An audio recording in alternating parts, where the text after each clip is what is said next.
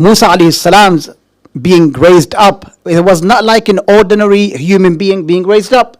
Rather, Allah Himself brought him up under His own eyes. Imam Amir al-Mu'mineen alayhi salam in Nahj al-Balagha, he says, Nahnu sana'i'ullah. We are chosen by Allah for the sake of Allah. Just like Musa alayhi salam is someone who was chosen by Allah for the sake of Allah. Likewise, we, the Ahlul Bayt, are chosen by Allah for the sake of Allah. So Allah names them, Allah disciplines them as well. Rasulullah sallallahu alayhi wa sallam in two different narrations. One, he says, Ana adibullah wa aliyun adibi. I am disciplined by Allah and Ali was disciplined by myself. In another narration, addressing Amir al-Mu'mineen alayhi salam, he says, Ana adibullah wa anta adibi wa anta tu'addibul mu'mineen. O Ali, I was disciplined by Allah, you are disciplined by me, and you take the role of disciplining the mu'mineen. How does the Imam alayhi salam discipline the mu'mineen? Inshallah, if we are amongst the mu'mineen, with no doubt, inshallah, you are all from the mu'mineen. How do we get disciplined by Amir al-Mu'mineen alayhi salam? Nahj al-Balagha. If you pick Nahj al-Balagha from the first narration until the very end, what is the Imam alayhi salam trying to do? He's trying to raise the awareness of God consciousness amongst the believers. So he's disciplining them. All the narrations by the Imam alayhi salam is there to discipline people. Imam as-Sadiq alayhi salam, for example, and this is especially for the youth. MashaAllah, I can see so many beautiful faces. You know, if I knew that many youth will come because of football, we'll have football competition every week here. You know, I've never seen so many youth here before me. Sallu ala Muhammad wa ali Muhammad. Allahumma salli ala Muhammad wa ali Muhammad wa ajjal farajam. Definitely, you look like a 20 years old, you know. So Imam as-Sadiq alayhi salam, he normally you would find that Imams alayhi salam had companions, ashab, yes. This is the only narration that I've come across. It doesn't say sahib, it says sadiq. Sadiq in the Arabic language means friend. So Imam alayhi salam had a friend. This friend invited the Imam alayhi salam over to his house. And when he wanted to serve the Imam, he told one of the servants to bring something for the Imam alayhi salam. When the servant took longer than usual, this companion or this Sadiq, what does he say? He uses foul words against that servant. The Imam alayhi salam looks at him and he says to him, why did you use foul words on the servant that is here to serve you? He says to the Imam alayhi salam, I am sorry, I apologize, I will do tawbah and I will never say that again. All he did is what? Use a foul word.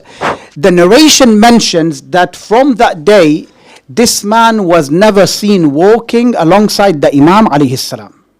The Imam wanted to disciplining him. So likewise with our Imam Ajjalallahu Ta'ala Farajah Sharif, would he do things differently to how Imam Sadiq did them? Same, exactly same. The Imams alayhi salam, they discipline people likewise. So if someone today was to use foul language like the friend of Imam Sadiq alayhi salam did, do you think the Imam alayhi salam would keep them as a company? The Imam wouldn't. Just like his grandfather as-Sadiq distanced himself from an individual who uses foul language, Imam al-Mahdi alayhi salam likewise would do so. This is something unfortunately has become so common, especially in high school, colleges. People belittle it it's something very small. People say it from the other cultures, they find it very small. In the religion of Islam, especially the followers of Ahlul Bayt, it's not something little. Imam Amir al-Mu'mineen, his companions in the Battle of Siffin, they were found using this language against the army of Muawiyah.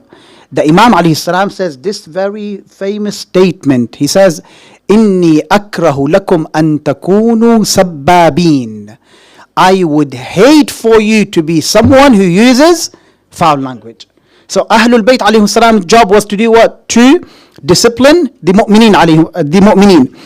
In another narration, which Shaykh Al-Qummi narrates in his book, Safinatul Bihar, look at the extent where Ahlul Bayt would take advantage of any place to discipline the mu'mineen. What does the Imam do? He was sat amongst his companions and they were eating. The Imam alayhi salam puts his hand in the food. The food was hot. What does the Imam do? He takes his hand away. What does he say after taking his hand away? He says, Allahumma inni a'udhu bika min nari jahannam. Oh Allah, I seek refuge in you from the fire of hell. Now we know that Imam alayhi salam is far, far away from hell. But why does he do what he did?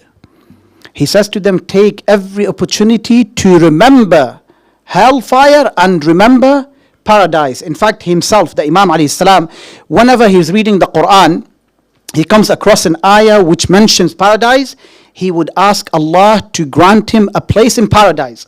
And if he was to come across an ayah which mentions hellfire, he would say, A'udhu billahi min nari jahannam. Now the Imam, we all know, the Imams alayhi salam in paradise. But they are teaching us. This is how they disciplined us. So, Ahlul Bayt alayhi salam were named by Allah. This is something that you even mention in the Quran. Allah mentions in the Quran when He says about Isa, He says to His nation, وَأُبَشِّرُكُمْ بِرَسُولٍ يَأْتِي مِنْ بَعْدِ اسْمُهُ Ahmad. I give you glad tidings of a prophet after me. His name is Ahmad. Now Rasulullah was born 500 years later. Yet his name was named by Isa alayhi salam. What does that mean? Allah named Ahlul Bayt alayhim salam. This is something that He has taken for Himself. Now, if you were to come to the birth of Imam al-Hasan, for example. Imam al-Hasan, when he was born, Fatima alayhi salam tells Imam Ali, name the child. Imam Ali says, I will not name the child until Rasulullah comes and names him. Rasulullah comes, he says, I will not name the child until Allah reveals unto me. Jibreel comes, he says, Allah wants to name him Hassan. At the birth of Imam al-Hussein, the same scenario. Sayyida Fatima asks Imam Ali asks Rasulullah, Rasulullah waits for Jibreel. The same case applies for Sayyida Zaynab alayhi salam. This is where she shares and resembles the Ma'soomeen. The naming of Sayyida Zaynab was not done by Fatima alayhi salam, nor was it done by Imam Ali, nor was it by Rasulullah sallallahu alayhi wa alihi wasallam. Jibreel comes down and he says, Allah wants you to name her Zaynab.